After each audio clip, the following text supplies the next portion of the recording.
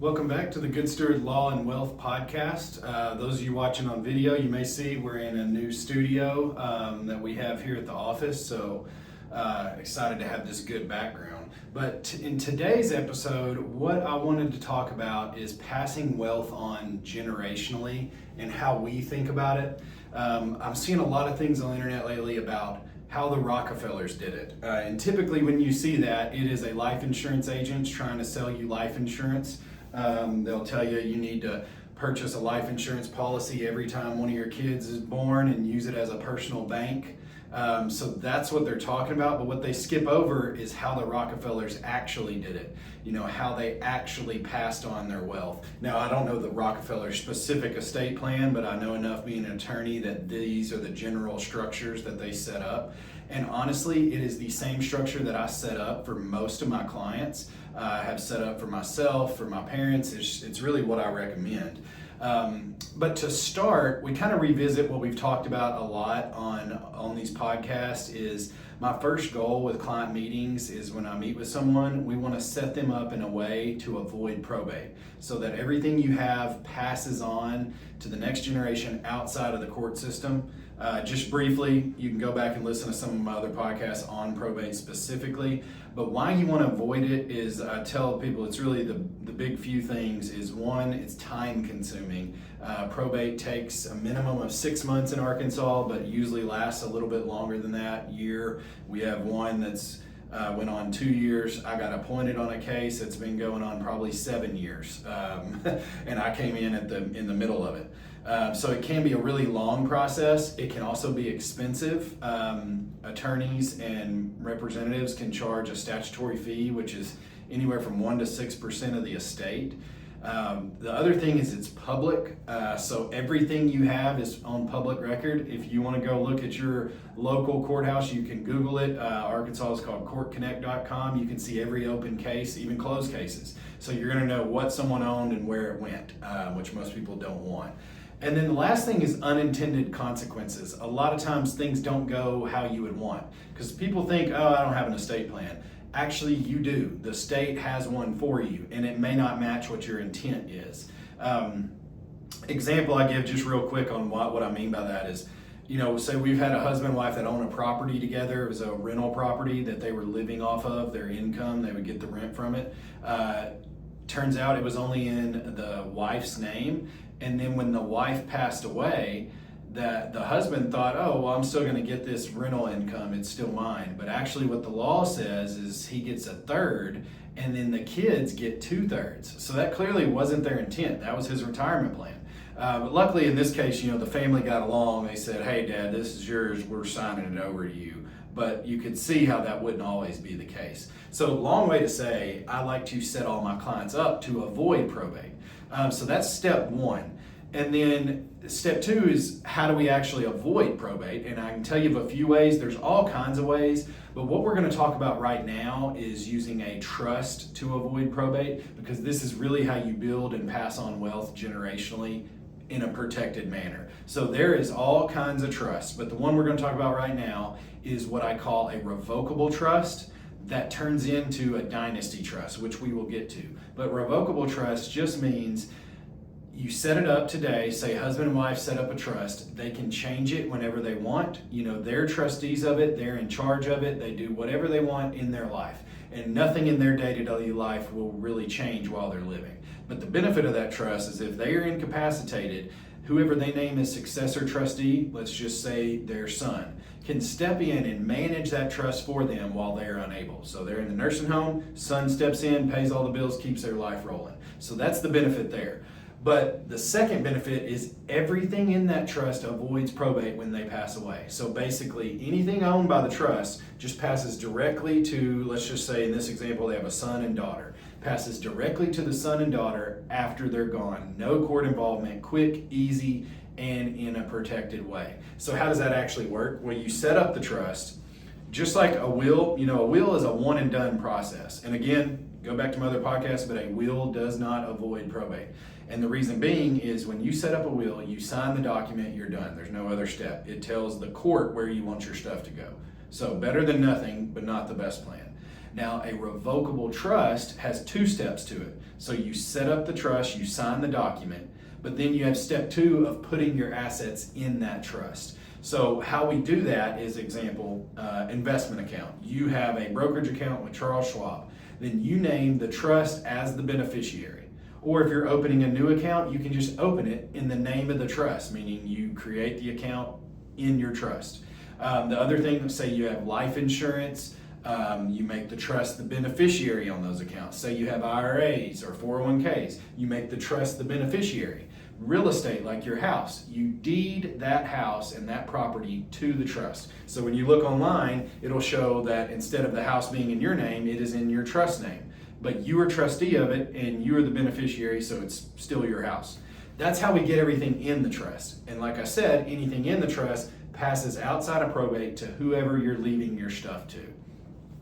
So that is generally how things work with the trust. Now, why it's beneficial and why we talk about it in our practice and why I talk about it with wealth managers and why it's important to do this structure, because I think this structure that I'm about to talk about is the most beneficial and best way to leave assets for the next generation, and not enough people are talking about it. Now, we always talk about it in my practice and with the partners I work with on wealth management. We always talk about this, and we really set our clients up with in this way to do this. So what it's called, like I mentioned earlier, is a dynasty trust. And really it is just a fancy way to say, I'm leaving everything to my kids in a trust that will be passed down generationally. So I usually draw a flow chart for my clients and show them how this works. But let's say we have your revocable trust up here. One spouse passes away, everything can go to the surviving spouse, nothing really changes there. But then when you both pass away, we move down to that 3rd level and we're leaving things to the kids. And you always have options on how you leave things. One way is to just say, all right, it goes outright to them, free and clear, they can do what they want to with it. It's like they're getting a check.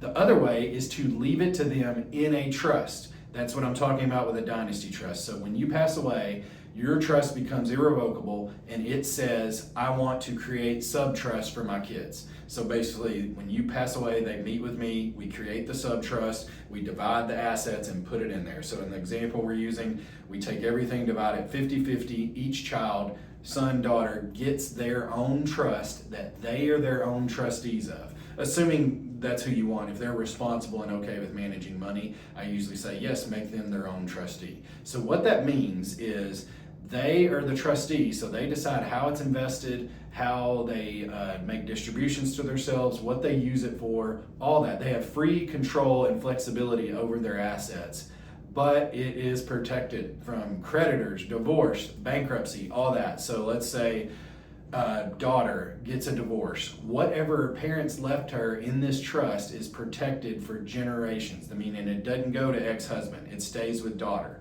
The other benefit of that is it goes down generationally. So let's say something happened to the son and he passed away. That trust is already set up to go down to his kids and grandkids and great-grandkids, just down that line. That's why they say that's how the Rockefellers did it, because they set things up to pass generationally. That's why I think it's really, really valuable, because why would you not want to inherit something in a protected manner, protected from all outside forces, that you still have the flexibility and the control of? That is the most beneficial way to do that. Now, there is some drafting nuances to this when you set up your trust, so it needs to be done by an expert attorney that knows what they're doing. And I'll kind of briefly talk about how we get the protections. So generally, when you read some of my trusts, there's a few more nuances to this, but a lot of times you'll see in there they can make distributions to themselves for health, education, maintenance, and support. So your kids are trustees and they can make distributions to themselves for those reasons. So health and education is explanatory, school, doctors, whatever. But then those last 2 words, maintenance and support, is pretty broad. And if they are their own trustee, they are determining essentially what they need for maintenance and support. So they can access what you leave them and distribute it to themselves for whatever reason. But how they get asset protection generally is, let's say they are sued, they can step back and say, hey, this isn't my stuff. This is in the trust and I can't make distributions for just anything. So that's how they get the asset protection, and that's where the value comes in. And another thing to think about is a lot of people's wealth is built in IRAs and 401ks, and they have specific laws on how you can leave those to people. And I did a whole podcast on this earlier on that, so go back and listen to it. I won't get in the whole weeds on this, but just know that your dynasty, your generational trust needs to be drafted appropriately to accept those assets. That's what we do. I make sure the trusts are drafted appropriately, especially if I know you have these types of assets. And it's important that your attorney and your financial advisor are either the same person or working together, because there is so much value left on the table if they're not. Because someone needs to play that quarterback. Someone needs to know where your assets are, how they sit, how they're titled, and how to structure them within your estate plan. And one other thing I want to mention too is tax planning. It is a huge portion of this. With the clients we work with, we ask for their tax return a lot of times. Think about it.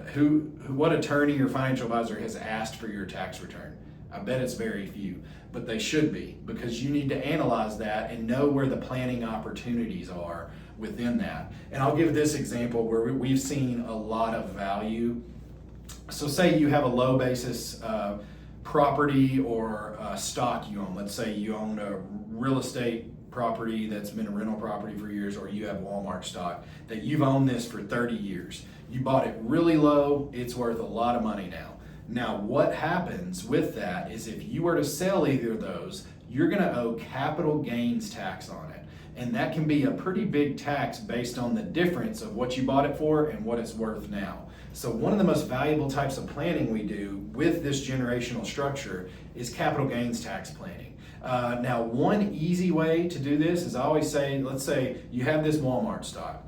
You don't plan on ever selling it. You don't really need it. You're not living off of it. You're living off your IRAs and your retirement accounts, but this Walmart stock you don't really need. Well, then I say, let's hold it and let's put it in this trust and leave that to the kids, because they will get a step up in basis and inherit that Walmart stock completely tax-free. So you want to eliminate capital gains tax? That's one way to do it. Now there's other ways to do it, that if you are going to sell that property or sell that stock because you need the money, or it's just time you feel like you need to diversify a little bit, you don't want so much wealth built in Walmart stock or whatever it is, there's some other strategies we can do that you'll hear people talk about, and I won't get into the details of this, but tax loss harvesting and direct indexing, some different things you can do to build up this bank of tax losses, so when you sell your appreciated stock in the future, it will essentially eliminate or minimize that capital gains tax. So those are two strategies that we work with. But I just wanted to show how things that when you plan fully generationally and plan with the next generation in mind, starting with the parents, with a professional that's acting as that quarterback and sees the whole big picture, this is the benefit that can happen. I mean, you're gonna leave things generationally that's protected, that minimizes taxes, that goes to who you want it to go to. So this has been the Good Steward Law and Wealth podcast. I appreciate everyone listening again. And again, if you have any questions or want some more detail, just go to our website, ljenningslaw.com, or it's all over the podcast, our information, and try to book a meeting with me and we can talk through some of your specific details. Thank you.